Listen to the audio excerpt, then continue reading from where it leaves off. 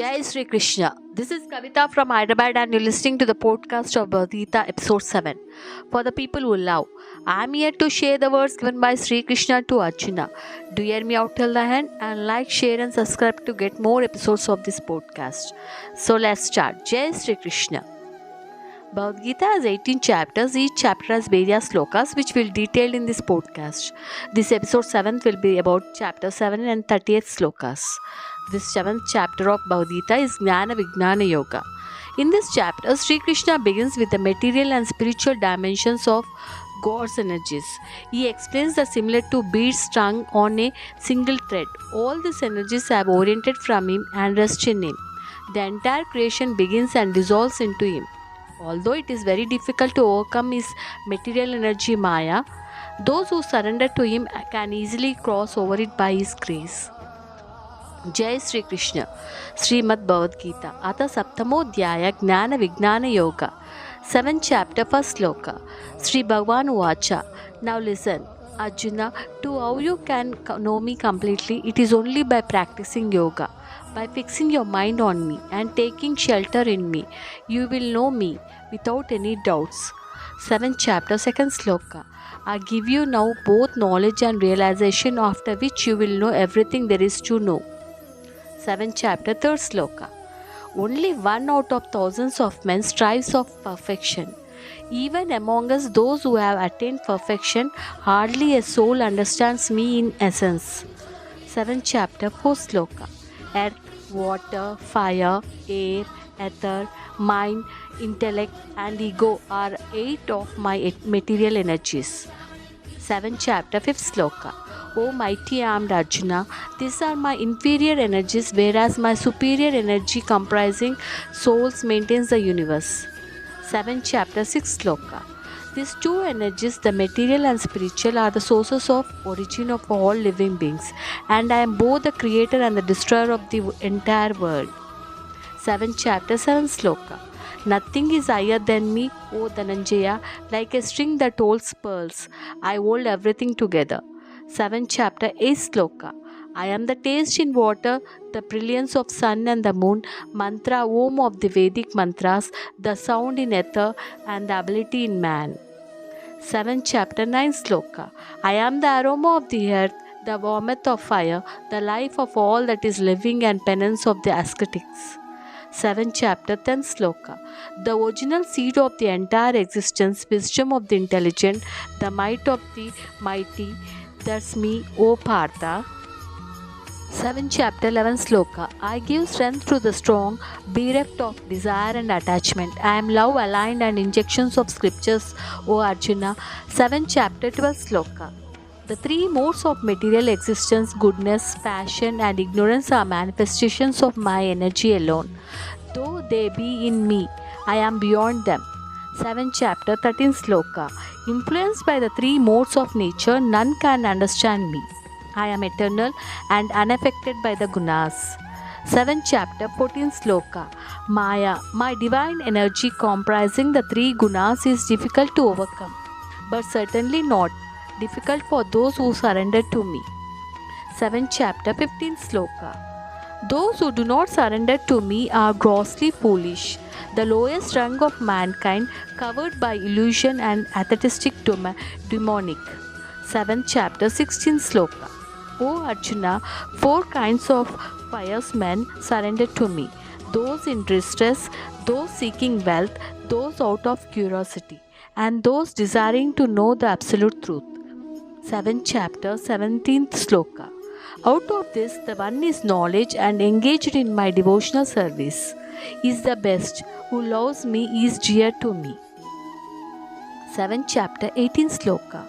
All those who come to me are no doubt noble souls, but one who is self-realized, meditating upon me, will find me the highest of all goals. 7th chapter, 19th sloka. After many bursts of self-realization, a person eventually surrenders to me, knowing me to be the cause of everything. Such a soul is very rare indeed. 7th chapter, 20th sloka. Carried away by material desires, some soul surrenders to devatas, following rituals of worship as per their gunas. 7th chapter, 21st sloka. If one desires to worship any particular devata, I myself give him steady faith to do so sincerely. 7th chapter, 22nd sloka. With the faith he worships and fulfills his desires through devatas, only because I have arranged for it. 7th chapter, 23rd sloka.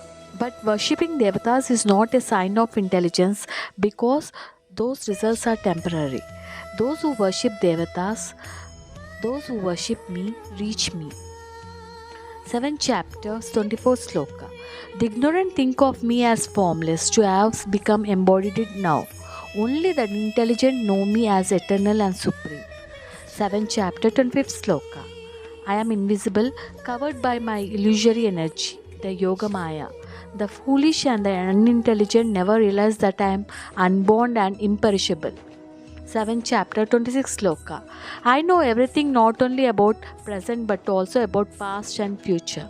O Arjuna, I know about all living beings but no one knows about me. 7th chapter, 27th sloka. O descendant of Bharat, all living beings are deluded by the dualities of desires and aversions. They are born as such, O Parantapa. 7th chapter, 28th sloka. A pious life in the past and a pious life in the present can free from the delusions of duality, after which they worship and serve me with great determination. 7th chapter, 29th sloka. Those with intelligence aspire for liberation from old age and death, taking shelter of me because they have knowledge of both transcendental and material activities. 7th chapter, 30th sloka.